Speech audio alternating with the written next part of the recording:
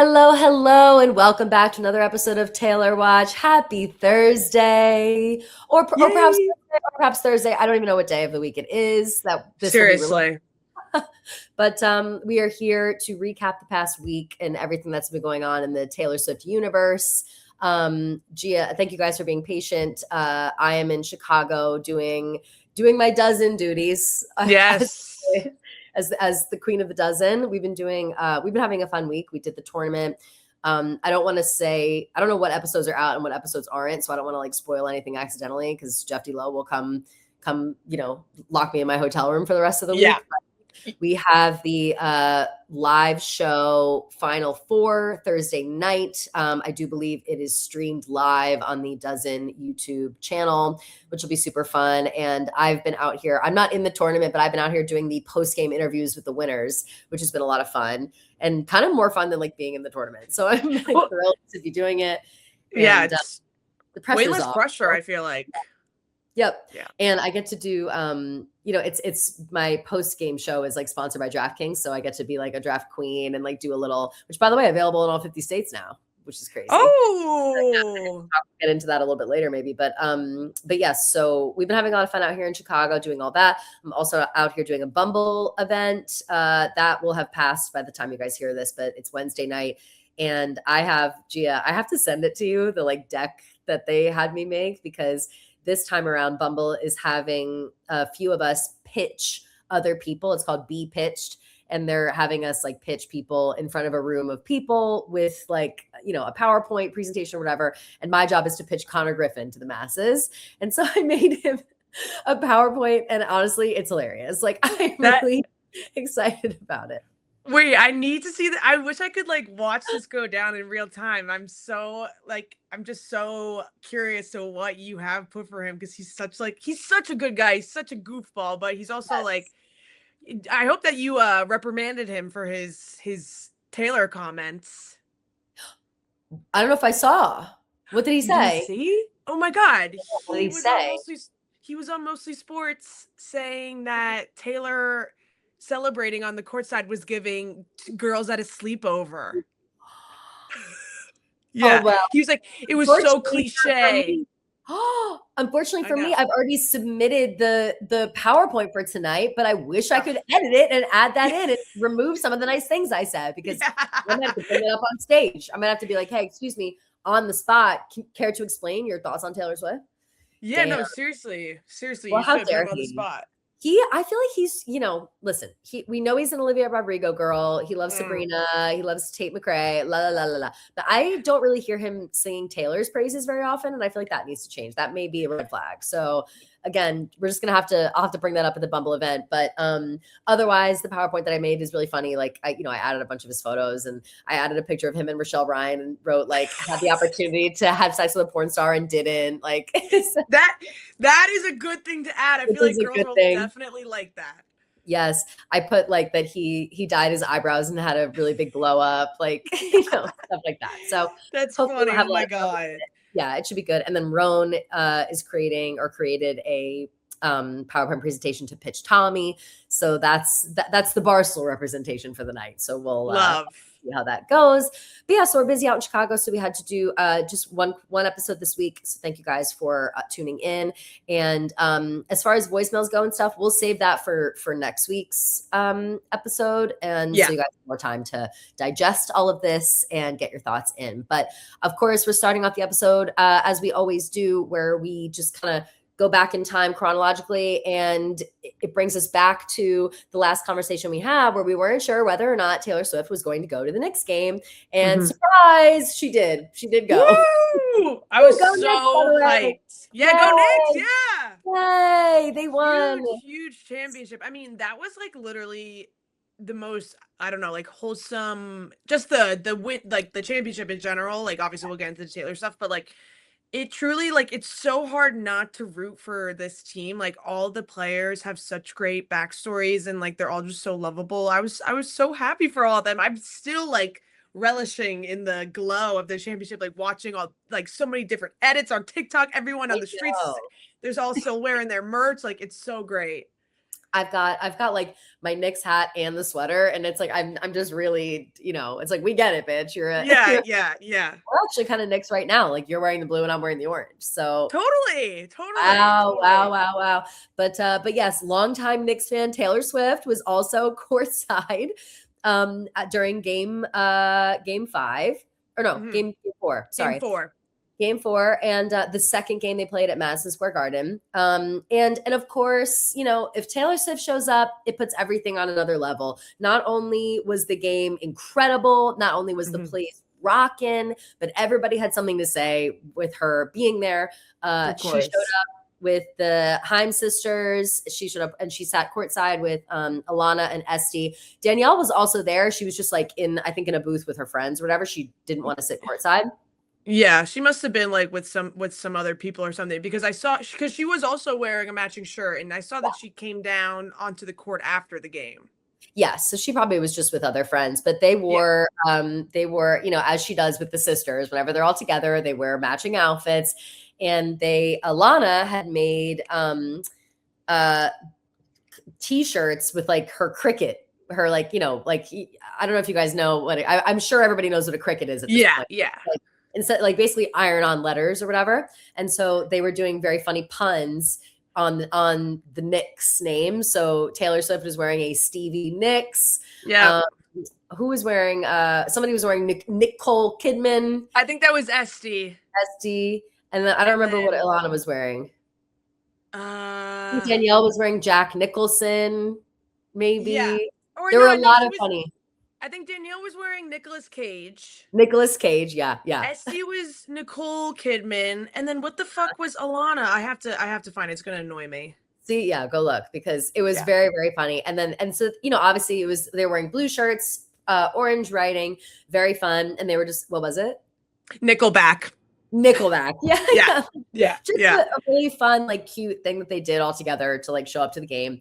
And then of course, like after they were all seen in these shirts, in the coming days, everybody was making similar Nick pun shirts to wear for like the series, which is so funny and just like hilarious, So cute. And of course, like I'm seeing online, like when they show up in the shirts, like, oh, those people aren't even from New York, blah blah blah. And then the next thing I see is literally everybody online copying it, making their own versions of it. It's like the initial hate was just so stupid, because like everybody jumped on that bandwagon so quick, and I feel like I even saw like actual companies like making their own versions of it and stuff. And I saw like people, like I saw like someone, I think it was like Complex or something, made like a Nicolandria shirt and like all these different versions of it. Like everybody hopped on that train so fast.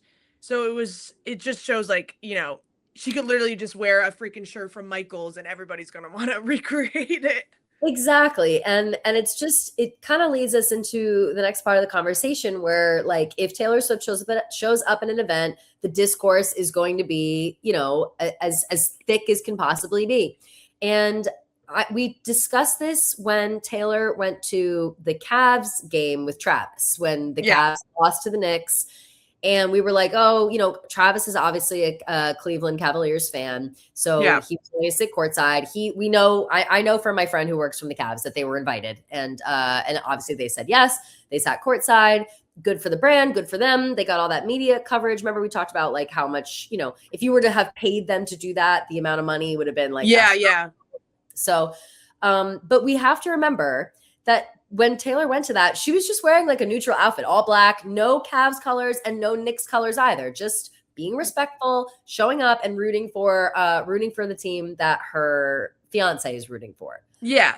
That's what was annoying me so much, was that people were being like so annoying about how she was just at the Cavs game with Travis, like in Cleveland, whatever. And I was like, no, there's certain,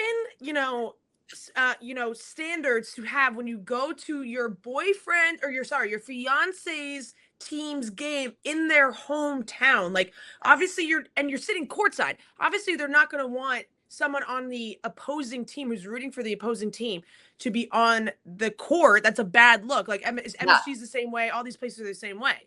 So obviously, and like I think about it in terms of like, if I go to like a Rutgers game with TJ and it's against Michigan, if it's against Michigan State, like I'm not going to be like, wow, like cheering for Michigan State, like in his face, being disrespectful when he like invites me to these like Rutgers events, whatever, when he gets invited.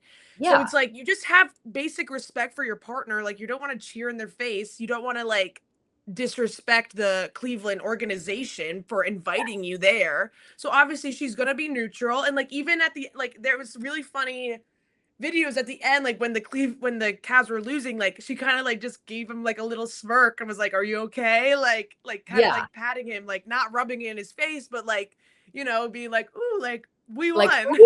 Yeah, exactly, like, exactly. Oh no, just it's just like having decorum. I mean, we can equate it to Kylie Kelsey, who's a diehard Eagles fan, but she'll go root on Travis and she'll wear neutral colors. She'll never wear Chiefs gear, but she'll wear neutral colors and root on her brother-in-law. It's like same vibes. It's just like respect and fun and whatever. And it was cool that she went.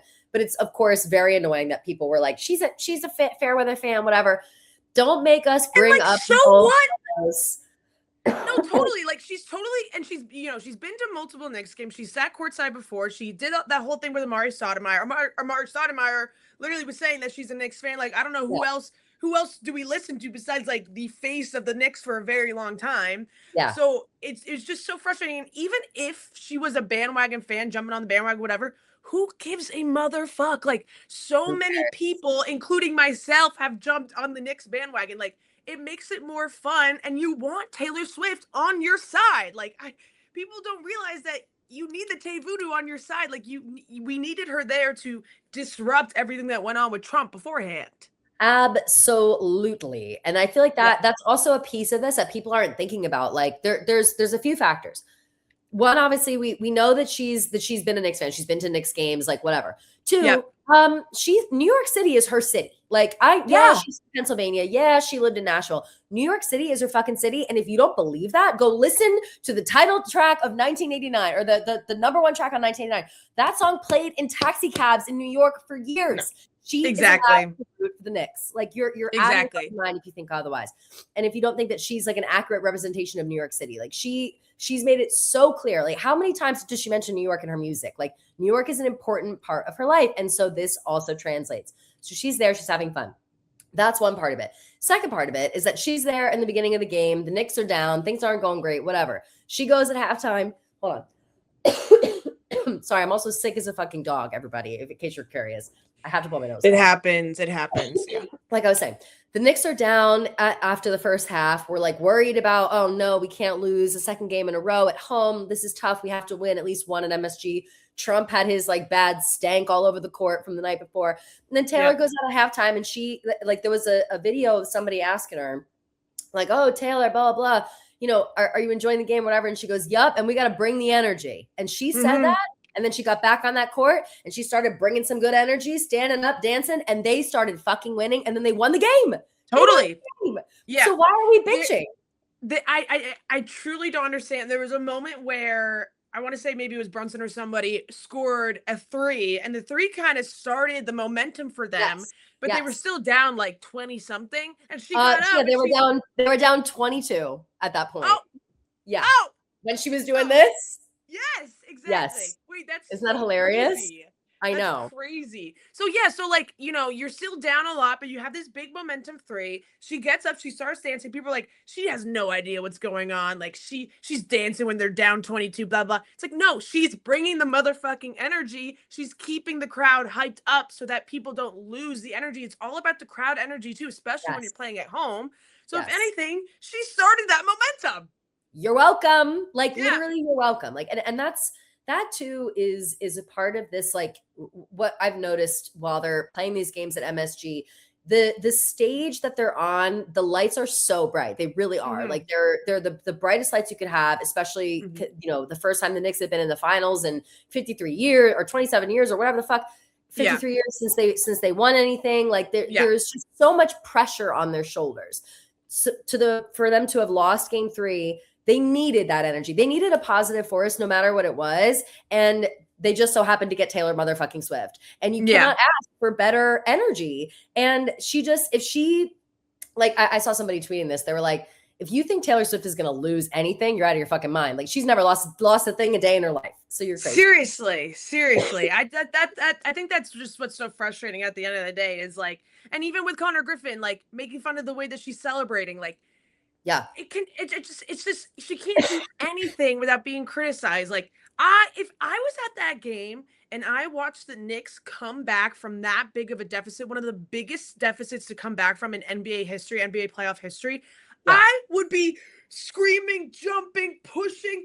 When I was watching it in the bar, I literally picked up my bar stool and waved it in the air. I'm not even a Knicks fan. Like, that's not even your thing.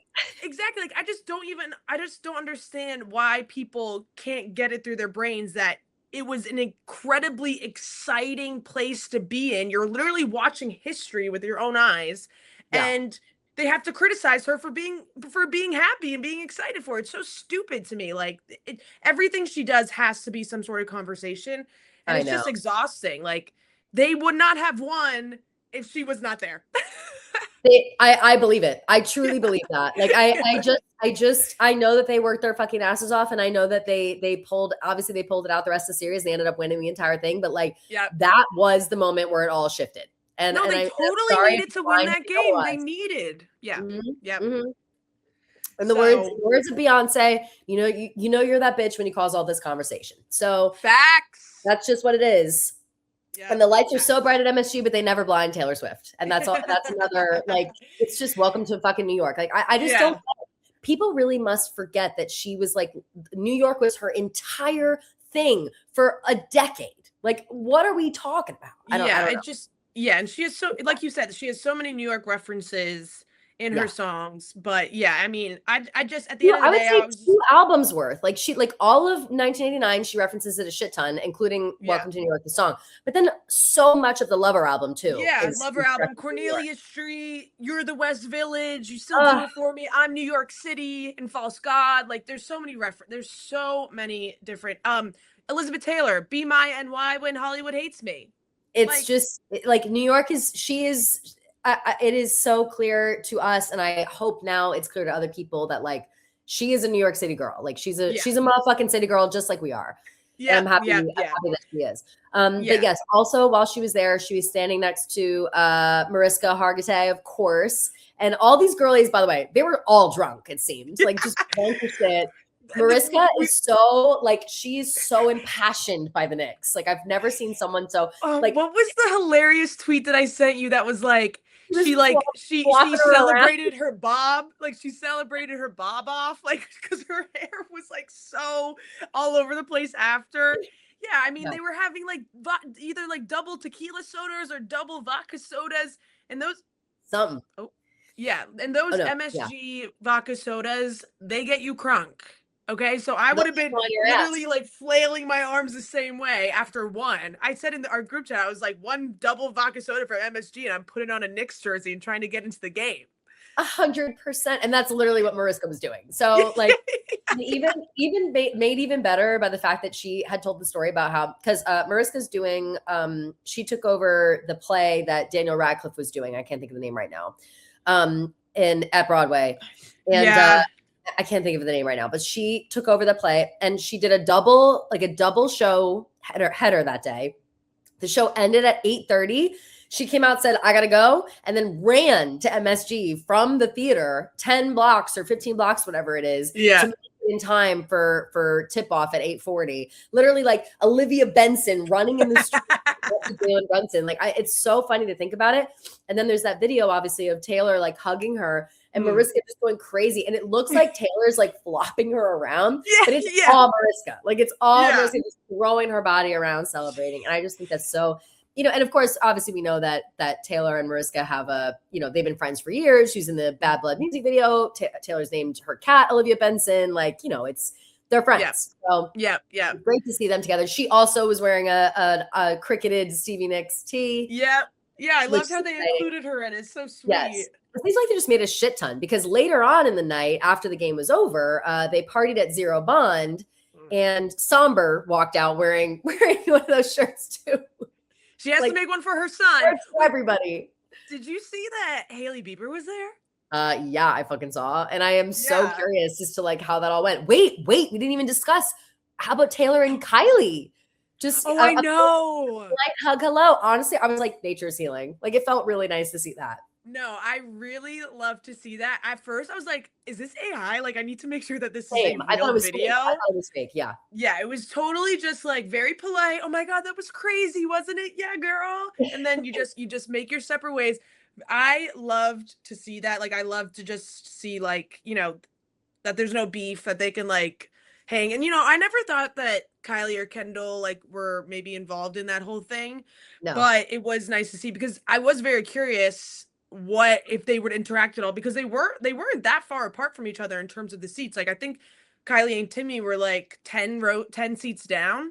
They were like on, like, Taylor and her friends were like right in the center, and Yeah. Kylie and Timmy were like closer to one of the baskets. So Yeah. I think that it's nice to see that not only is Taylor respecting, like, Kylie, of course, she's been to every game. Like, she's the wag of like Timmy for the Knicks, and Timmy's basically on the team. So it's like it's good to see that there's like that respect there. But also it's nice confirmation, yes, that it seems like we've always hoped and thought and figured that like Kylie and Kendall really aren't included in like the Kim drama, because they were such Taylor Swift fans like before that. And we always just were kind of hoping like, we just hope there's no bad blood there. So for her to like be polite and literally go up to her and say hi is just good to see. I like to see that. Yeah, it was nice to see. We love seeing the girls get along. Great to see the girls getting along. Great to see the nature healing.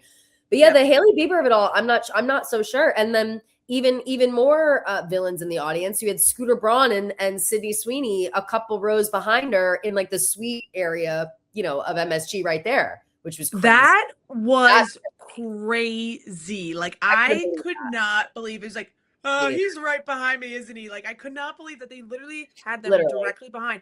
And that's why I was saying, like, no wonder that Tay Voodoo is having issues being ignited, because she has the devil, this devil number 2 behind her, trying to put his magic against hers. Exactly. Devil number 2 and his like, hussy girlfriend who's Sydney Sweeney.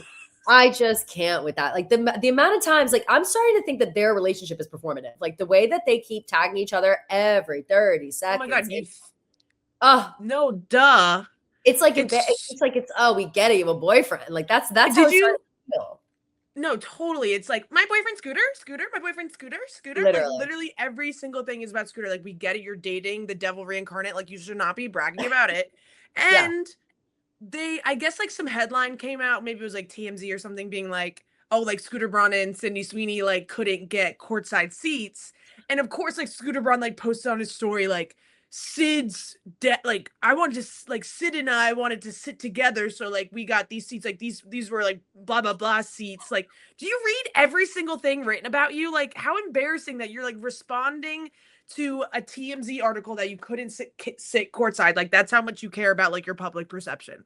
I legit think he has like Google alerts on for himself. Like that is so embarrassing to like address the rumors that you weren't sitting courtside. It's like, Scooter, we don't give a fuck. Like, we don't, when we think of like famous Knicks fans, we're not thinking of Scooter Braun. We don't give a shit. No, and so no one likes you. Something interesting too, I wonder if Scooter and Hailey spoke at all. Probably not. I highly doubt it, because I'm pretty sure he screwed over Justin Bieber too. Yes, those are the rumors. People have been saying that for a while, and we've never gotten confirmation, but it seems like maybe. Right.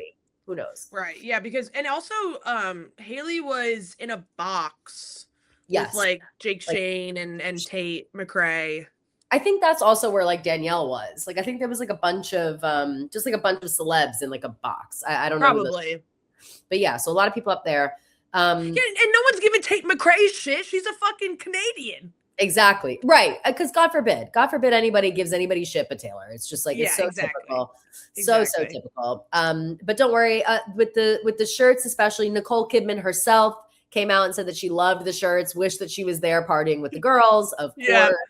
Love that. Esty mentioned the one of the sisters, the more blonde sister, said that it was a magical night, and Taylor was the one that invited them to sit courtside with her. Very exciting stuff. Super fun.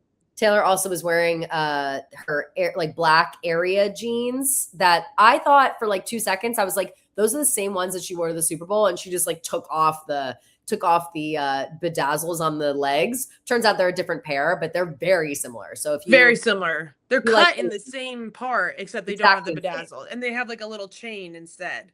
Yes. So very cute, very fun. Super cute. She looks so cute. I love like she's like single-handedly bringing back fishtail braids. I love it. I wish my hair was like a little bit longer so I could do a proper fishtail braid. I've also got too many layers. I've got too many layers for it, but she's really crushing it with that. And they genuinely look like they were having like a fun, good, wholesome time at the sports game. And again, like the people, and we have to mention Monica McNutt. I don't want to mention her, but we got to mention her just for a second because she got caught on a hot mic being like, isn't that Taylor Swift? And they were like, no way, no way. And she was like, she's not a Knicks fan. Get out of here, girl. And here's the thing. I never knew who she was before this. Like, I don't know Monica at all. People say that she does like Knicks coverage or whatever. Maybe I've just never noticed it was her voice, but like, cause I watched like every Knicks game this season and I just don't know her at all. Maybe I'm not mistaken her. So I don't know her vibe. I don't know if she's like nice or cool or what. I do know that people said that she talks a lot of shit about Caitlin Clark, which I don't like. And so that's all I know about her. And now she's saying this shit about Taylor. Then she got approached on the street and she was like, I just didn't know that she was a Knicks fan. It was just kind of like a casual thing I was saying, whatever. I think we can move on from all that. But it's just another thing. Like, I don't really care that Monica has a thought of like, you're not a Knicks fan, get out of here. But it's like, why are you singling out Taylor? Like, that's the problem, is that everybody has to single out Taylor for one reason or another. And that's where the frustration lies. Like, it doesn't matter whether she is or is not a Knicks fan. Why aren't you calling out Kylie Jenner? Why aren't you calling out Sydney Sweeney? Why aren't you calling out literally any other bitch that's in the building or sitting courtside who may or may not be a big enough fan for your liking? You know what I mean? Like, it's just dumb. And at the end of the day, similarly to the NFL, Taylor being there brings eyes to the sport, brings eyes to the game. It's good for the franchise. It's good for the Knicks. It's good for MSG. It's good for everybody. So why are we bitching about it? Why are we even commenting about it? Yeah, she clearly like didn't know the history of Taylor in New York City, and like, not that she like should, but it was just like an unfortunate just like, moment. why say that though? Yeah, exactly.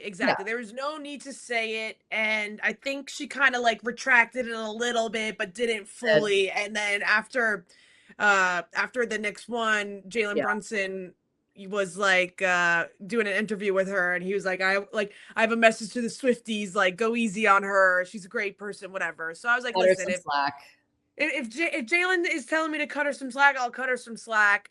I feel like at the end of the day, like, it's just a stupid comment, and like, it's unfortunate that there's women that will like just immediately think negatively about Taylor, like, without any like knowledge of like what she actually roots for and stands for, whatever. But you know, it's not, so I'm not bringing out the torches and pitchforks for Monica McNutt just yet.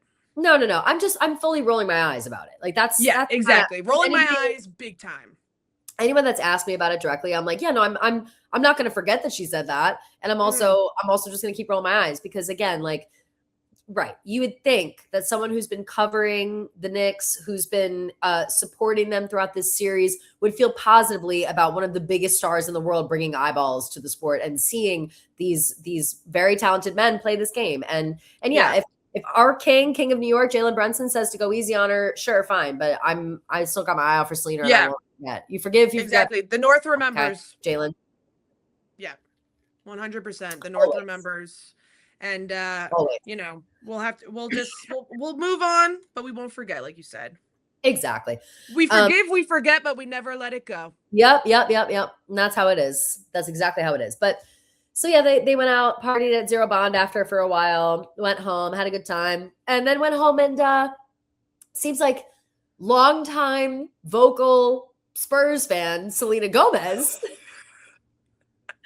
decided to hop online and call people out for quote unquote being fake fans. A lot of fake fans at the game tonight. Yeah, that was crazy. I'm just salty that they lost. She's like commenting crazy shit. It's like, Selena, I feel bad because I know that Selena thinks that she's coming across one way and she just never is. Like, it's just, they don't understand your tone online. And I'm sorry for that. Like, I wish that they just don't. And I do think she was like busting balls, but it looked shady and weird, especially because like Hailey Bieber was there. Like it was just like, why did you kick that mess, Selena? Like, yes, exactly. You're not a Spurs fan. Like you haven't even said jack shit about it this entire time.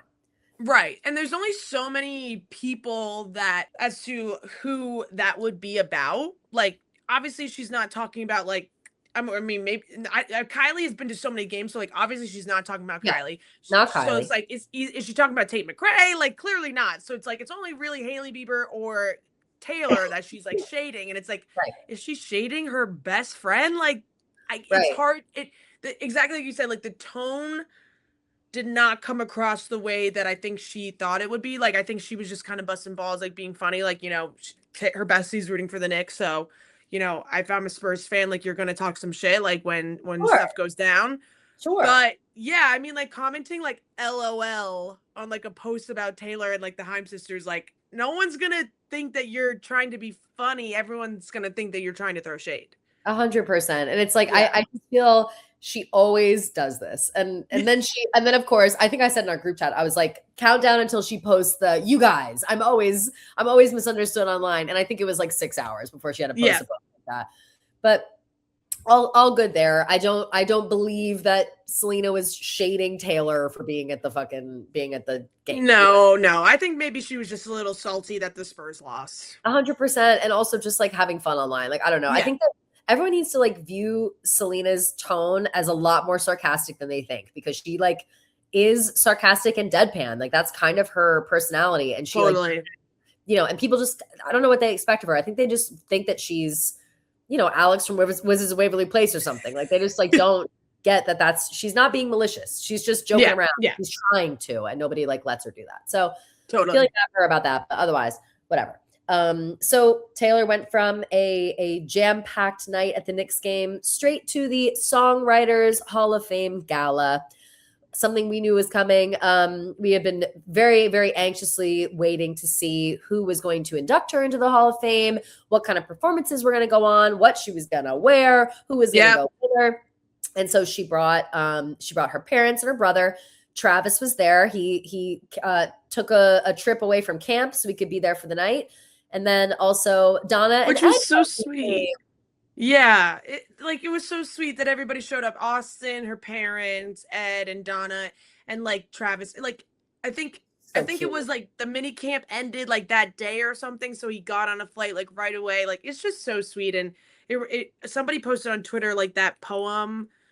I forget which one. Maybe it was like the Shiny Bug poem or something like that. No, I forget which one. But it's like, you know, he comes late and he like parts the sea like a sequin king or something. Like it just is so sweet how, you know, he will really put in the effort to support her. And the entire time, like, you know, he's tearing up when she's like going up on the stage. Like he was so sweet with Somber, like giving him a big hug and being so nice to him. And it just was so nice to see like her finally have someone that like really supports her like in her biggest moments. Absolutely. And she looked stunningly gorgeous in custom Givenchy. That was her outfit she was wearing, and she was wearing her also Givenchy strappy sandals, and she had on some, you know, her engagement ring, of course, but she was also wearing a ruby and diamond ring from Amrapali Jewels. It says available upon request, so we'll never know how much that ring costs. And then she wore a Jessica McCormick diamond button back bracelet, which was just like a really pretty diamond bracelet. So and their hair was up, you know, very, very, I would say a very like classic look. She looked, it's weird to say this, but she like looked so much herself. Like, is that weird to say? You know what I mean? She just looked so like beautiful, like not, I didn't like put her in any one era. Like it just seemed like she was fully, you know, it's a black strapless dress with some flowers on it. And it's just, honestly, at first I thought it was like Alice and Olivia, because Alice and Olivia makes a lot of outfits that look like that. For sure. Custom Givenchy. And no, she looked amazing. I loved her hair, the red lip. Like, yeah, she just looked classically beautiful. Like, like not, I wanted to say simple, but like, she just looked so elegant without seemingly trying hard. You know what I mean? I don't know. Yeah. It seemed effortless. And and so effortless, yes. And so just another great job by Joseph Cassell. and everybody that worked on that outfit together. Well, Gia, like I said at the beginning of the episode, I have been lucky enough to be the host of the post-game show of The Dozen, sponsored by DraftKings. So DraftKings is just, it's forever in our lives in every way possible. Even when sports seasons and football season and basketball season are over, we're still thinking about DraftKings because we've got the DK Casino, okay? And we know how much that you and I love to play the DK Casino. We know that you love play Kashingo, and we love to do the frog game and all of the other fun casino games you can play on DK Casino. And major shouts to them for keeping us times. Yep. So what do you get when you combine bingo style bonuses and slots? That's Kashingo. DraftKings Casino is the exclusive place to play Kashingo slots. New casino players play $5 and get 1,000 flex spins. Claim 50 spins a day for 20 days on your choice of over 100 slots, including the exclusive Kashingo collection.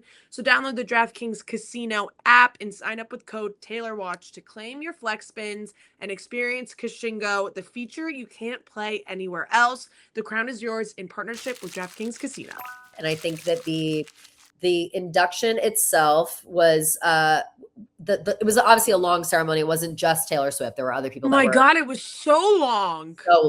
And so that was, that was a little crazy. But on the carpet, Taylor was taking pictures with Somber, and she was saying that they were looking like an excited mom and her teenage son. So Taylor's officially, Taylor and Travis have officially adopted Somber as their son.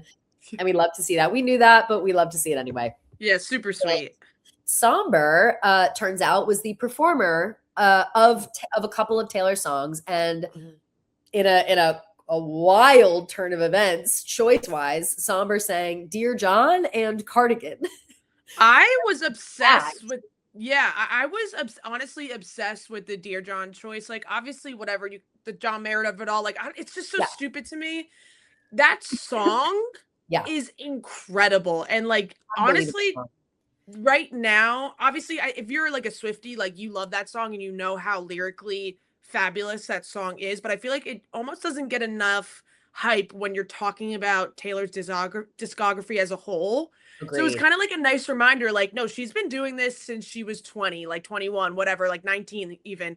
So she's been putting out songs like this since her start of her career, these lyrically intense and emotional songs that really make you feel her pain and her sadness and whatever she was going through. Yeah. So I was really happy that I don't know if he picked it or if they picked it together or what the whole process was, but I was happy that Dear John was getting the light that it deserves because it's such an amazing song. And he sounded incredible. He killed both of those covers. I want them recorded and I want them from Somber. He's so good. Obviously, we love him. I love every song of his that I hear. I really love, but he really does have I'm trying to think of the right word, an uncanny way of capturing the feeling that Taylor has while singing these songs. So while he was singing Dear John, the emotion behind it is exactly the kind of emotion that you feel when you hear Taylor singing it. So it's that's all you can ask for when you have somebody who's paying tribute to you, in your face, basically. But yes, the Dear John, he did Cardigan, another, I know that Cardigan was a single, but it's just, I still feel like it's underrated. Cardigan is one of the most beautiful songs that's ever been written. Totally agree. And again, he knocked it out of the park because he did a little bit of a different rendition of it. And I just loved it so much. It fit his sound perfectly and it just sounded so good. And yeah, I totally agree. Cardigan is another song that I do feel if you're a Swiftie, you know how good that song is. And it was a single, but I don't think it's another one that I don't think gets enough hype and love in terms of showcasing her skill at lyricism.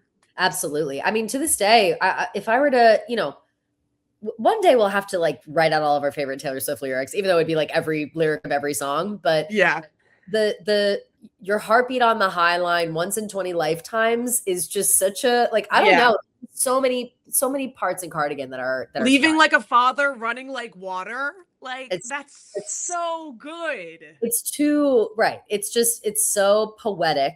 And I think Somber was if Taylor was the person to choose Somber to sing these songs on her behalf. Like, great choice, girl. Because I would assume that she totally picked, because, and we'll get into this too, but like she picked Steven Spielberg to induct her. So like, I totally feel like she picked Somber. Yes, absolutely. So, like you said, Steven Spielberg was the one to induct her into the Songwriters Hall of Fame, which at first, when I saw that, I was like, that's an interesting choice. But Taylor herself had this to say about it. She goes, a few months ago, when the Songwriters Hall of Fame asked me about my heroes and the creatives who shaped my storytelling and who I might want to present this award to me, I said Steven's name. And about an hour later, to my absolute delight, I ended up on the phone with him and his legendary effervescent wife, Kate Capshaw, who's here tonight. And he was telling me, yes, he would be absolutely thrilled to be here. And she, first of all, the speech is like 20 minutes long. We'll say a couple of quotes. Highly recommend you watch the whole thing. It's really like inspirational. And she kind of brings you, like, even in that 20-minute speech, it's like a story of its own. Like, she's talking about the story of herself. And it's very interesting to watch. But she also talks about like the way that Steven tells stories through film helped her tell stories through songwriting, and that she found herself writing songs based on characters she was watching. So as like an exercise almost. So she would like see a character and be like, I'm going to write a song from that character's perspective. And that like helped her shape her storytelling abilities. And Steven Spielberg, while introducing her, obviously had so many nice things to say. But this is something that he said that I know that we'll both like. He said, the depth of her achievements defy AI. No algorithm could replace the soul of a true original who defies the status quo and easily refuses to be categorized. Taylor is a beacon to those who refuse to let others define their narrative. Wow. What a way with words he's got, huh? I mean, of course he does, but it's like you don't think about directors in that same way, even though you probably should, Totally. I mean, because I was confused with the pick, but then once she like said it, like the storytelling of it all, I was like, oh my God, that makes so much sense. And yeah, I mean, what a compliment, especially coming from Steven Spielberg, who like has been, a number one director for generations, is like a household name, is so well respected in the arts, that like saying those words, oh my gosh, I can't even imagine like how that must have felt hearing those words about yourself. Absolutely. Especially, especially from someone you just respect so much. Yeah. But the speech as a whole, like I said at the beginning, was kind of took us through her life a little bit and her experience in songwriting and how she got to where she was. And I would say a major piece of it was thanking her her family and her parents, because they had a lot to do, obviously, with her success in being willing to like uproot their lives. So this is what she had to say. She goes, it was easy to choose songwriting above all else in my life, but it must not have been easy for my parents and my brother to simply drop everything and move our entire family from Pennsylvania to Nashville so I could hone my talent in the songwriting capital of the world. But after it became obvious that this wasn't just a temporary phase, it says their twin daughter was going through. I think I copy pasted something wrong. A temporary phase their daughter was going through. They uprooted their lives to bring me to Music City. And while words are supposedly my forte, I'll never be able to express my gratitude to you for doing this for me. And then she's tearing up on stage. She's the whole thing. Her whole family's in the audience. Travis is there with his parents. Like, it really is, we obviously talk about the Swift family all the time when we talk about Taylor, but it's a huge risk, especially when you have like another child, like when you have Austin, about him. And it's like, all right, we're putting all of our chips into our eldest daughter, and she's passionate about this, and we know that she's talented, and we just got to hope that she's the one in a million that becomes like the most famous pop star in the world. And she did, and so it really was not for nothing. And it's so admirable that they trusted and believed in her so much to do all that. And now, now it's like everybody's happy. Everybody's found their place in life. Everybody's able to work in the family business and support her while she supports them. And it's beautiful. Yeah, it's definitely like shining a light on the people that don't get all the hype and the credit all the time. Like, especially Austin, like, being the younger sibling to somebody who is so famous, like obviously has its perks, but has a lot of qualms to it too. So, you have to sacrifice a lot, and your family has to sacrifice a lot. And, it's just nice to see that they all still work together so closely, and they're all so close, and you know, they all have their individual roles, and like they're just still such a tight-knit family. Because I mean, I feel like every family that kind of goes through this fame like almost has like not separation, but so many issues like within their family unit, and it just seems like even if there are issues or whatever, like they work through it together, and they're a team. Right. And exactly. They're a team, and they're so on the same page that like Mm, and I'm sure over the years, in their lifetime that there have been difficult moments, and I'm of sure there was course. pushback, and I'm sure there was times where it was like, why the fuck are we doing all this? Or, and I really do think of Austin like all the time, because Mm, I think about how I have a younger brother, and I'm like, what if my parents just they poured everything into me, and I had to drag him along with it. And like, what if it didn't work out? And it's like the guilt that I would sit with. mm, My brother went through it all. And so like, I imagine that it's like that, but in reverse. Like she doesn't, like she said, I don't have the words to express the gratitude for like you guys taking this chance on me. And I think that it's beautiful that she made sure to say that in this big speech. yeah, yeah. True. She also had to say that about her songwriting in general, about the people that consume her music. She said, "Nothing makes me happier than when someone tells me that they used to listen to my music with their parent, and now decades later they listen to it with their own child, or that they listen to it with their best friend, or when a couple tells me that Love Story is their song, or where somebody does a cute little dance for the fate of Ophelia, or I hear people in different countries singing Opalite in their own accents, and someone tells me that Enchanted is the only song that gets their baby to stop crying. I'm humbled by the ways that fans have immortalized my songs in their own individual ways." And that's just, Mm, we say that all the time. It's just, that's Taylor's songs come to you when you need them, and then they just sit there for you forever. Like yeah. that's the And, magic of being a fan of her writing. yeah. And like, you know, they have an impact no matter what year they were written, or when it came out, you know, like no matter what stage of life you're in, there can be some song of Taylor's that really impacts your life. And I think that speaks to her songwriting and her just like how talented she is. And I love that she shouted out Debbie Ryan. Oh my God, I know. She shout out to Ryan. She shouted out what? The Dutton Ranch? Isn't that Oh Yellowstone? yeah, yeah. It was like she had so many funny like references that I was like, Yeah, yeah.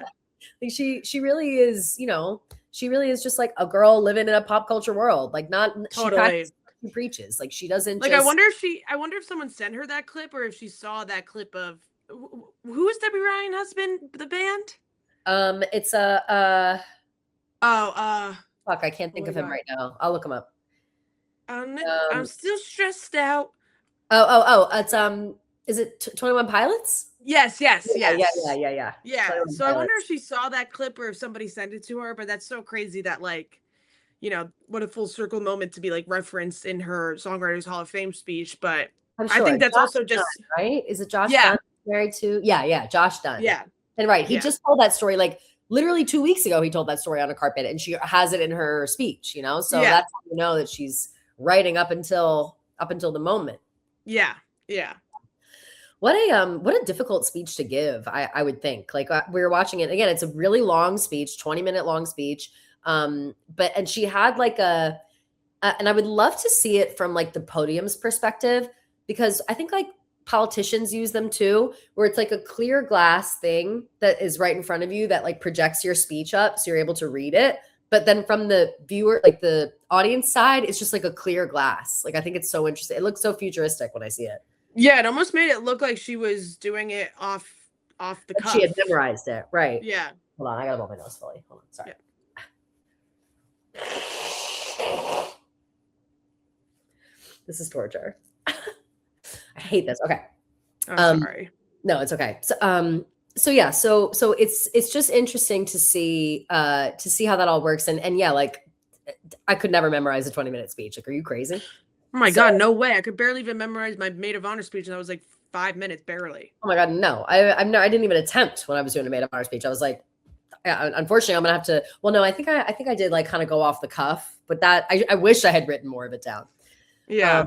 But yeah, so I think all in all, it was just a very prestigious night, a very exciting night, and just a true celebration of Taylor, you know? Yeah, totally.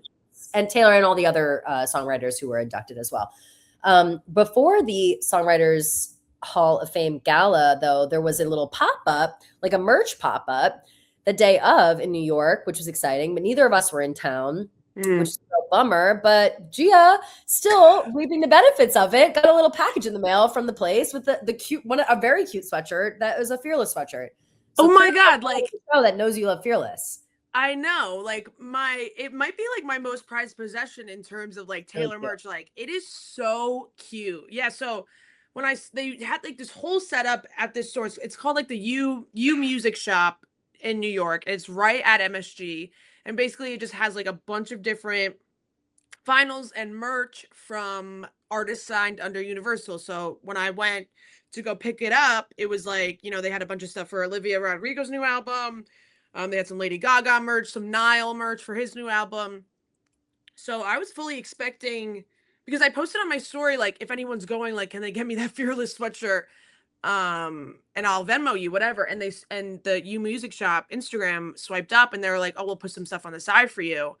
And when I went to go get it, they didn't charge. They gave it to me for free, which I was not expecting. I was fully expecting to pay, which was so nice, because I guess that sweatshirt dropped in 2024 for like the Christmas merch in 2024.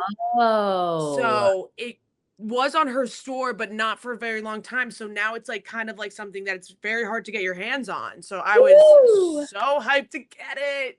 No, that's amazing. And very, very kind of them to do. Totally. And they did like the full thing, you know, they like on the screens outside of MSG was like all her different albums. They set up like a full, you know, like shrine basically to her, like with all the different eras, and they had all the merch. Like they really did a good job, like dedicating dedicating their store to Taylor for the day. Yeah. It was really, really awesome. And it seems like all in all that it was just a really cool experience. Yeah. Jealous we weren't in the audience, jealous we weren't there for the gala itself. It seems so. Oh my God, totally. You know. But okay, we also had so many nice words from so many different people. Like everybody is just, you know, too many to even mention. But John Fogerty was somebody who spoke out and said that he was very inspired by Taylor's fight for ownership of her own music, that he followed her lead and re-recorded his own classics, and joked that he wanted to call them Taylor's version. So we're inspiring people. Not only are we inspiring young, new emerging artists, but we're inspiring older artists who maybe don't even really need to do that. But if they're, you know, wanting to own their own music and into their later years, like we're still inspiring everybody to do that. And so it doesn't matter who you are, Taylor Swift can inspire you. Oh, and also one more thing. It was so nice to see Liz Rose and Taylor reunite. Liz Rose! Yes. Yay! We love Liz Rose. And they always take a nice pic together. Yeah, that was super sweet. And it seemed like everybody wanted a picture with her. Obviously, she was taking pictures with John Fogerty, Alanis Morissette, with Liz, like everyone, and somebody else big. I forget who I posted when she was there. Or it was like Alanis. Oh, Paul Stanley. Like, so everybody was getting a pic with Taylor. So it seemed like a super fun night.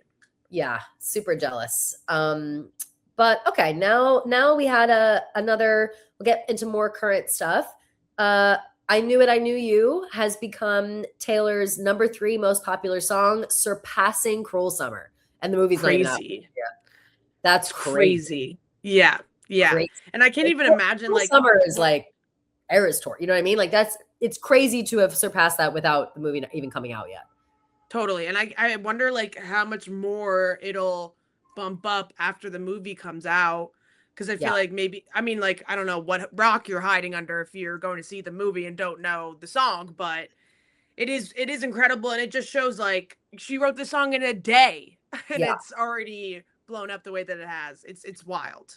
A note as well. Remember we were discussing last episode about whether or not Taylor's song would be eligible for Oscar nomination, even though it's only in the closing credits. And the answer is yes, because people reminded us that My Heart Will Go On by Celine Dion was only in the closing credits of Titanic, and it was, of course, nominated. Right. So, right.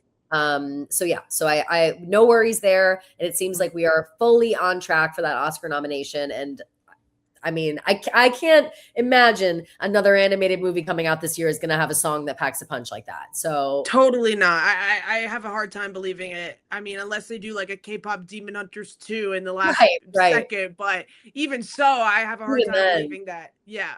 Yeah. Because I feel like even like, you know, with Let It Go, with Frozen, I don't think that's the song that came in Frozen 2. Like, I can't even tell you what it is. So like, I feel like it's hard to recreate that magic of like the first hit song from the animated movie. So yeah, I kind of feel like she has it in the bag. I think so too. And I hope so, because it would be well-deserved. It would be well-deserved for her and for Jack and Randy Newman and everybody that worked on it. So looking forward to Oscar season, which of course will be not till like next February, March time, but you know, fingers crossed. Yeah. We also have Dua Lipa's on her honeymoon, accidentally reposting Taylor Swift gossip. Oh, Dua. Well, listen, what are you doing? She's just a girl at the end of the day. Like, just a girl scrolling on Instagram, maybe by accidentally I think it was like she reposted like a Dumas something. Yeah, it was clearly an accident, and it's a little embarrassing. But hey, listen, like, it happens. It happens. What are you gonna do? We still like Dua. And yes, Joe Alwyn was at her wedding, but people forget that he did a movie with Callum Turner. So I can't remember which movie exactly, but I did know that they did a movie together. Yeah. You know what? Honestly, I didn't even know that. Charles told me. I forgot. I asked him, I said, why was Joe there? And he was like, oh, they did a movie together. I was like, oh, okay. And also like they're all friends. Yeah. And what she reposted was like so harmless. It was Dumas saying that she got a tip saying the most talked about bride to be will be wearing Givenchy to her wedding. Save the mail, also the date. So it's like just like speculation about what she's gonna wear to her wedding. It's not like, you know, some salacious talk. Yeah. So all fine, no worries, Dua, and keep enjoying your vacation. Oh my God, have you seen the pictures? Yes, and I couldn't be more jealous. Like I wish I was Dua Lipa. Like, she's got the best. Everybody does, but like, she's got the best fucking life. Oh my God, the pictures of her and like Callum Turner in the shower, like in the outdoor shower, she's like rubbing up on him. I'm like, who's taking these? Like, it's crazy. Also, like, leave them alone. Like, let them fuck around on their honeymoon. Like, stop taking photos of them intimate moments. But also, like, hot. So hot. It's insane. Tough. Yeah, it's tough. We also have Caitlin Clark has put out a pair of shoes, which is exciting. That she said that they were Eras Tour inspired. And that's what she said. She goes, I'm a big fan of Taylor, and the Eras Tour was the best concert of all time. And she was explaining the meaning behind her latest custom PEs. I don't know what that means, but they're the Nike Kobe 6 Protro Eras Tour. Like that's like what they're called, because and they have like that gradient colorway that's looks like Eras Tour, which is pretty sick. And then there was a video of her talking about the shoes and showing off the shoes, and Travis commented on it with fire emojis, of course. Always there to I love it. Hype up immediately. But love anything nice that Caitlin Clark says. And if you're a basketball girl and you want Caitlin Clark shoes, go ahead and get her Eras Tour shoes. We love that. Yeah. I guess they're like player exclusive. So they're like only means. Yeah. So PE must mean player exclusive. Yeah. Because she said, obviously, you guys know I'm a big fan of Taylor, and the Eras Tour is the best concert of all time. These are my last player exclusives that I was going to debut, so I saved the best ones for last. Because I guess she's coming out with her own signature sneaker around September, it seems like. Got it. Amazing. Cool. Yeah. Love that for Caitlin. Can't wait. Love. Okay, and so now Taylor and Travis, they're gallivanting around New York City. They've been in New York now they've been in New York for the last couple of weeks, like it seems. Seems like seems like it. You know, Toy Story premiere was the only time they left, seemingly. But they went and saw Oh Mary with Maya Rudolph, which I just saw recently with Maya as well. So, and was it fabulous? It was so good. It's so funny. Yeah. I bet she was literally laughing her ass off. Like, it was like from the second it started to the second it ended, I was peeing my pants laughing. Like, that's awesome. I'm obviously a big fan of Maya Rudolph in general, but Oh Mary is just a truly, truly hilarious play. For those who don't know, it's from the perspective of Mary Todd Lincoln, Abraham Lincoln's wife, but it's like, it's very she's a drunk. She's like incorrigible. Abraham Lincoln is like gay. It's like a whole camp. It's very funny, and it's very like ridiculous and silly. And for sure, it's written by Cola Scola, and it's been the lead. The person playing Mary has changed throughout the last couple of years that it's been on Broadway, and currently it's Maya Rudolph, and she was tremendous. So I feel special to have seen the same version of Oh Mary as Taylor. Totally. And something I loved was like someone got a video at the end. She was like the first person to jump up and do what is it? Standing ovation. Yep. So I love that she was like so hyped, and she always is like showing so much love to other, artists and actors and whatever it is. So that was really sweet to see, and it seemed like they had a great time. They took like a bunch of pictures with the cast and with Maya and with is it Jesse Pinkleton? Something Pinkleton, the director. Yes. So it seemed like they had a great night. Sam Pinkleton, sorry. Sam Pinkleton, sorry. Yes. Yeah. Very, very nice, very funny.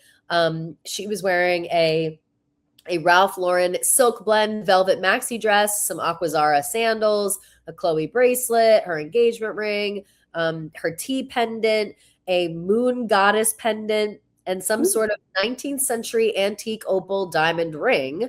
Oh no, it's and then her Danes Road antique opal bracelet, which I think is the Elizabeth Taylor one. Yeah, it is. Yeah. Yeah. I was loving her necklace stack. Me too. Super cute. But people are saying, so now we're dipping into clown territory. People are saying like, we've got debut potentially on the horizon, blah blah blah, and apparently 8/7. People have been talking about 8/7 is like National like Velvet Day or something. So every time she's wearing velvet, I've got an eye. Got it. Okay, and also interesting, and we'll talk about the summer merch later. But in one of the photos of the summer merch, the girl is holding tulips like the same way that Taylor was, and I Knew What I Knew. She's holding 8 tulips and has 7 tulips around her. Y'all, come on now. Keep an eye out for Selena. Okay, I think it's official that we can add a 8/7 to a clowning date for us. I think we definitely can. Yeah. So that's just something to keep in mind. We also have a few regular Tay updates. She now joins the Beatles, Mariah Carey, and the Supremes as some of the only acts to score 10 number one hits in the US in a single decade, which is a huge accomplishment. Now, the conversation, it was always like, well, she's not the Beatles. Well, she's not this. Well, she's not whatever. And it's like, yes, she fucking is. She is. Like, choke on it. Sorry. Like, what do you want? Like, it's just, and she's on track to outdo them. Surpass. Exactly. Yeah. Yes. And so, shout out to the Supremes. I did not realize that they were on that list. I feel like they don't get enough love in terms of number one hits. I totally agree. My dad loves the Supremes. He always brings up how like popular they were. So he's had his finger on the pulse for quite some time. But okay. She's also become the first woman in history to score 70 top 10 hits on the Hot 100, which is very exciting. And here's her, let's see, her 15 number one hits on the Hot 100 are We Are Never Getting Back Together, Shake It Off, Blank Space, Bad Blood, Look What You Made Me Do, Cardigan, Willow, All Too Well, Taylor's Version, interesting, Antihero, Cruel Summer, Is It Over Now, Fortnight, The Fate of Ophelia, Opalite, and I Knew What I Knew You. So, it must be All Too Well 10-minute version. It must be, yeah. Because that's just regular All Too Well Taylor's version is like, why? No way. So yeah. And then Travis and Jason, I should say, had a New Heights live show this past weekend at some point. I think maybe like last Friday or I don't know exactly what date, maybe Saturday. Yeah, it was sometime this weekend. Yeah. And it was, they had a lot of very funny, like New Heights inside joke stuff that they were bringing up, and it looked like a really good times. And it sounded like there were a lot of Swifties there as well, or, Swiftie 92% or crossovers, which we love. For sure. And 2 things from the show that we wanted to bring up. One was the fact that they talked about Travis being Pretty Man, like Pretty Woman, but like he's living Julia Roberts' life. And they made a movie poster of Taylor and Travis, and Taylor is Richard Gere in the suit, and Travis is Julia Roberts. So funny. so And funny. it said like he walked off the field and into her life or something like that. So funny.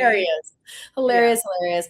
And then also another poking fun at Travis moment where they were saying that he's a picky eater or whatever. I guess when they were in London, and we only know that because of the outfit that Taylor is wearing, when they were in London at that at Gymkhana, the Indian restaurant, they recorded a video of themselves, like a selfie video, and Taylor was like feeding Travis like an airplane and was like, okay, let's get ready, and like made the airplane sound. It was so funny. Dying. Yeah, that was so funny. I love that they could like for the whole thing, you know, for the whole. Travis is like doing the middle finger. He's like, "Fuck you, Brandon." So funny. He's like, "That's for you, Brandon." Like blah blah blah. Yeah. It's so funny though because when they showed, when you saw the clip of somebody like recording the live show, when they showed the video at the live show, the screeches, like you couldn't even hear what they said on the video because people were screaming so loud to see Taylor in a video. Yeah. So if you look online, you can see the video by itself without the audience screams, and it's just very funny. She's literally making like airplane sounds and like yes, and there it is, and it's landed, and okay. Like so hilarious, and it just goes to show like they can both poke fun at themselves, they can poke fun at each other, like nothing is ever that serious, and like we can all have fun. You know what I mean? Travis is a picky eater. Who cares? You know what I mean? We're just having fun. Yeah, totally. And obviously, you know, it seems like he's like gone out of that phase a little bit and he's been open to trying new things. So it's it's just hilarious to see. That was so funny. And I'm happy that they included that because like that was just a great little moment. Yeah, me too. And then so now coming back to present day in New York, I believe it was it Monday night or Sunday night that Taylor it was Monday. Monday night. Taylor was spotted heading into Electric Lady Studios, and obviously the world set on fire. Everybody was like, holy fuck, she's back in the studio. TS13, TS14, like this is fucking crazy. What's happening? Turns out it was like Rachel Antonoff's birthday party. Yeah. Everyone she was there till like 6 a.m. which is totally crazy. Yeah, it was so crazy. And then I think she left with some of the one of the Haim sisters or two of them, and like I guess like Benny Blanco left at that time too. So it was like a star-studded event, it seemed like. And I guess people said that they could like hear them singing Happy Birthday. Oh, and fun. Also Electric Lady Studios has like a event space. Yes. It's not just a studio. So yeah, it's like it was a building worth of stuff, right? Like it's just like a whole, like it's not just like one. I feel like the pictures we see of Electric Lady look like it's a living room with some microphones around, but it's like a multi-level, multi-room rooftop. Like it's all one big thing. So yeah, sense for like a lot of things to be going on there. For sure. So yeah, it definitely was. It was fun to get hyped for a second and then get brought back down to earth. When I saw that she was there for 9 hours, leaving at 6 a.m, I was like, she's dropping an album tonight. Like it's happening. Like she wrote the whole thing in one night. She's dropping it tomorrow. It's going to be like, I just was like, I can't believe. Yeah. I just was like, I can't believe that she's like already back in the studio. Like it's happening so fast, whatever. Yeah. But yeah, unfortunately, I mean, maybe, who knows? Maybe she went into the side, recorded a track and then came out to party. But no, I think that it was just for Rachel Antonoff's birthday. So happy birthday to Rachel Antonoff. Happy birthday to her. Yeah. And Taylor did have an adorable outfit on. She looked so cute. Oh my God. I was obsessed with the bag. Me too. It's a Chloe bag. So she was wearing she's wearing a guest in residence cashmere top, which is Gigi Hadid's brand, guest in residence. And so adorable, like collared short sleeve sweater, which I'm gonna have to get my hands on. And then she had on some Gucci horsebit platform sandals. She loves a Gucci horsebit sandal. Like, she really does. She loves a Gucci horsebit sandal. And then she was wearing a this large Penelope leather shoulder bag from Chloe, a quick, $3,300 if you're interested. Right, I know. I was like, I want that bag, and then I saw the price. I was like, oh. I love the color. The color's so pretty, and the braids are so cute. Yeah, they are. And the outfit is very perfectly. Yeah, very color coordinated, which I love. Yes, and she had on her her crystal opal bracelet and her opal ring, both of the Elizabeth Taylor opal collection, as well as a Cartier love bracelet, and of course her engagement ring. Very, very exciting stuff. And we're just happy to see her out and about. you know? Yep, Especially serving it. On the heels of seemingly confirmed by Zoran Mandami himself, Taylor Swift's wedding at MSG. Yeah, I was shocked that he spilled the beans like that. You think he's like trolling? Like, I have no fucking idea. Like, I kind of thought that he was making jokes about like, so he's making a speech about all this stuff that's going on in New York City. Obviously, we have the Knicks Champions Parade. The World Cup is going on right now, and that's at Red Bull Stadium right out, or I'm sorry, MetLife. Is it Red Bull or both? MetLife. Okay, MetLife over in New Jersey. They're playing games of the World Cup. Like, the city is really buzzing with like events and stuff going on right now. And so he was talking about it. And he's like, yeah, with the Knicks and the World Cup and Taylor Swift's wedding taking place here in a couple of weeks. Like, I almost thought he was joking, but I don't know. He's fueling these rumors like crazy. So yeah, I don't know. I feel like if anyone, like, I feel like, do you think like the mayor would get like a heads up? Like, probably. Either way, like, I feel like yes, because it's such like a security, like so much security and so much like moving parts around and stuff that it almost like feels like the mayor would have to know that that's going down. Yeah. But yeah, I don't know. Like, I don't know if he was joking, if he was serious, but I took it kind of like he was being serious. I did too. And so now it's like, okay, confirmed. Taylor Swift's getting married at MSG. When? Yeah. Maybe still July 3rd. We don't fucking know.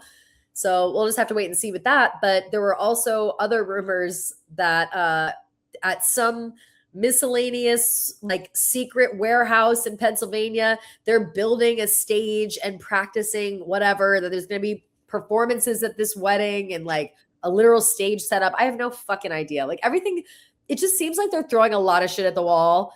And like, it's either the biggest diversion tactic of all time and we're all going to fall for it, or Taylor Swift's having a stage and performances at her wedding at MSG. You know, it's like, it could literally be one or the other in my mind. Yeah. This is what it says. This is Pop Tings like regurgitating a TMZ report. It says TMZ reports that a large stage is being built under tight security for their wedding celebration at Madison Square Garden. Sources say the couple plans to hold a private wedding ceremony beforehand, with the July 3rd event serving as a larger celebration featuring musical performances. Wow. Which, okay, that would make sense if it was like, I want all my friends. That's what we were more leaning towards, was like, okay, maybe this is just like a big after party. Yes. But who knows? Maybe it's all going to be there. But we were also seeing, you sent me this, like a bunch of photos online of like other arenas that were turned into event spaces, and they looked beautiful. So they look gorgeous. And so while we've been saying it's certainly strange and unprecedented to imagine a wedding at MSG, it's never been done before. If anyone can do it, it's Taylor Swift. So we're just gonna have to wait and see. Yep, exactly. Who knows? But still exciting either way. We also had just a few more Emmy details. The Emmys are coming up this fall. I know we've talked about it a few times, but we now officially know that the Eras Tour, the final show, the like documentary, has been submitted in 5 different categories in the 78th Emmy Awards. It was submitted on the Outstanding Variety Special, which was pre-recorded, and Taylor is credited on that. Submitted for Outstanding Directing for a Variety Special, Outstanding Technical Direction and Camera Work for a Special, Outstanding Picture Editing for a Variety Programming, and Outstanding Sound Mixing for a Variety Series or Special, which is exciting. And I'm just wondering, you know, when is the cutoff for the Emmys? Because should they make a concert film about the wedding at MSG and also submit that for me? Because I think that could also potentially win. Oh my God, imagine. That'd be fucking insane. Yeah. I would love I'm that. super excited. I would love, you know that she already has an Emmy? Taylor? Yeah. She has like, I looked it up because somebody online said that she already has a Emmy. She has like a daytime Emmy. Yeah. Okay. So she won a Primetime Emmy Award in 2015 for Outstanding Creative Achievement in Interactive Media. Like, this kind of makes no sense to me, but it says she took home the trophy in the Original Interactive Program category for the Amex Unstage Taylor Swift Experience, an interactive 360-degree companion project for her Blank Space music video. Interesting. Okay. Yeah. So we're not like dying. I guess, are we dying for this Emmy or what? Like, I mean, I would love for her to win another one because this one is very strange. It seems vague. So yeah. let's win one for the Eras Tour. We're happy about that. But remember, that'll be in the fall. So we've got 8/7, we've got the debut TV announcement. September, whatever the fuck, like 6th is the Emmys. She'll win an Emmy. And then October 23rd, people are saying, is when debut is going to come out. Oh, that's the other. People say it's going to be October 23rd because that's a Friday, and October 24th is the 20th anniversary. That makes a lot of sense. That's what the clowns on parade are saying, and I, of course, am always in the clown car with them. So yep. And then maybe somewhere within their reputation as well. Well, that's the whole thing is with this, and obviously, I don't know when you're going to bring it up, but bring it up right now is the summer merch drop. Yep. So there was the first things that were on the summer merch drop was a Reputation ring.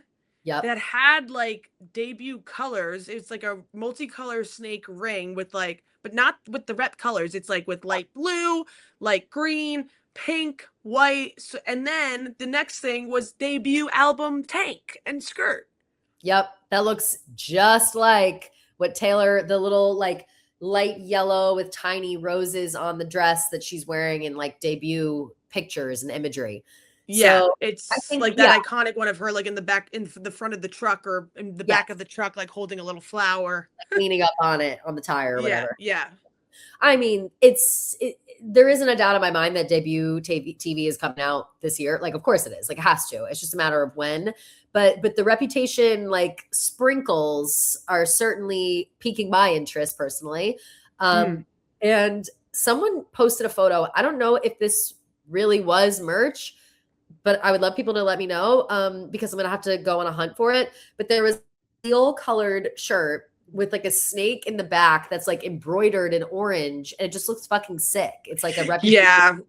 And I don't know. They were dropping merch like every 10 minutes, like different merch. You were better on like the merch thing. So what was happening that you could Dude, I was like losing my mind because I felt like every time I checked out, a new thing was dropping. But yeah, that was that's a real shirt. It sold out, unfortunately.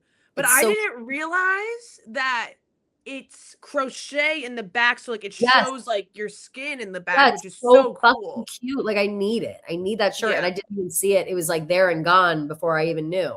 Stuff was selling out so fast. And so like when I first went on, I got a few things and then I like went to go back just to like see if there was anything I missed. And there was like new things added. So I ended up placing what'd you end up getting? Orders. No, bitch.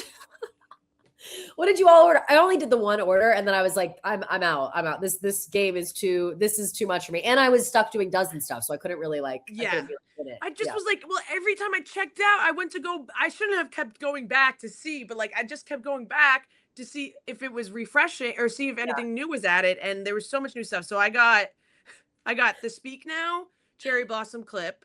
Same. The Baby That's Show Business crop tee.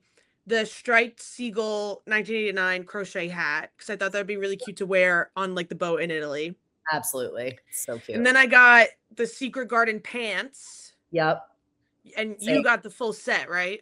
I got the Secret Garden pants and the sweatshirt. Yeah. Yeah. So cute. Was loving that. And then I randomly got a Fearless t-shirt because I've had my eyes on it for a while. So I just added that there too. Cute. Then I got the View of Portofino was on my mind tank top, which I almost bought that. I was really close, and I kind of regret not getting it now.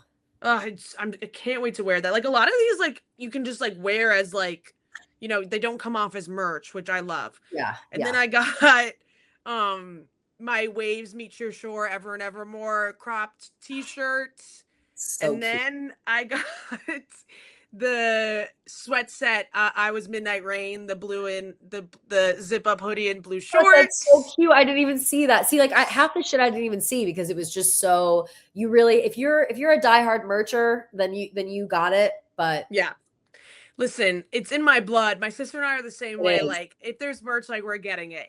And 100%. Every time I refresh, I was like, oh my god, wait, I need that too. Right. And then last, I got this Cry My Eyes Violet t-shirt. Yeah. And it's like Taylor's face with like a purple line going through her eyes, which I thought was super cool. Obsessed. So yeah, I made out like a bandit. I think that that whenever she does like a summer merch drop or like a seasonal merch drop, it's just fun, you know? And there were a lot of like inner tubes and stuff like beach towels, etc. Very, very cute drop. But yeah, so I got the cherry blossom clip and then the Secret Gardens set, which I thought was really cute. And maybe I'll try to get, I don't know, maybe I'll visit again and see what's left and see if I like anything that's left. But yeah, it's not for the faint of heart, the merch game. That's no, I was like, just I really fully blacked out. Like I just every time I saw something, I was like, oh my God, I need to get that too. And I justified it by saying like I'll wear some of this stuff in Italy and stuff. And so we'll see. Yeah. I mean, it's just fun. It's fun. It's cool. And we love it. But yeah, and it makes me happy. And it makes you happy. So who cares? That's it. That's all that matters. But yeah, so she had a little countdown for that merch, which was exciting. And then, so we're just going to keep our eyes peeled. Obviously going into the next couple of weeks, we've got 4th of July is right on the horizon. So we'll just have to see what's going to happen with all of that. Next week we'll do an episode about whatever happens in the coming weekend or so. And we'll do heavy voicemails, DMs, etc. for Tuesday's episode. We're also going to try to squeeze in Toy Story 5. Oh, can you hear me? Okay. Yeah. We're going to try to squeeze in Toy Story 5 together so we can talk about that for an episode next week. And then we're going to try to do one more extra episode that we can play while we're on our big vacation for you guys. If you guys are longtime listeners, you know that all of Barstool Sports has off during the week of the 4th of July. So all programming is suspended, but we want to make sure that we have some stuff to put out there right when the break ends for everybody. Yep. If any breaking news happens, of course, over the break, we'll have to hop on Zoom from our respective European vacations. Yeah. Yeah. At least we'll be in the same time zone. Right. Which will be great. So yeah, no worries there.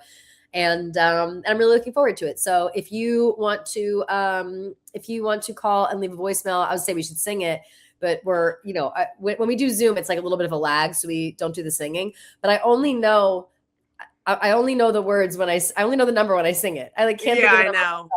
347-450-0723 is the number. If you want to call and leave a voicemail, or you can DM that number if you're feeling shy. You can also send us a DM to our Taylor Watch Instagram. Please make sure you're following us and keep your eyes peeled. We'll put up a rapid fire questions on Monday is when we'll be recording this upcoming Monday.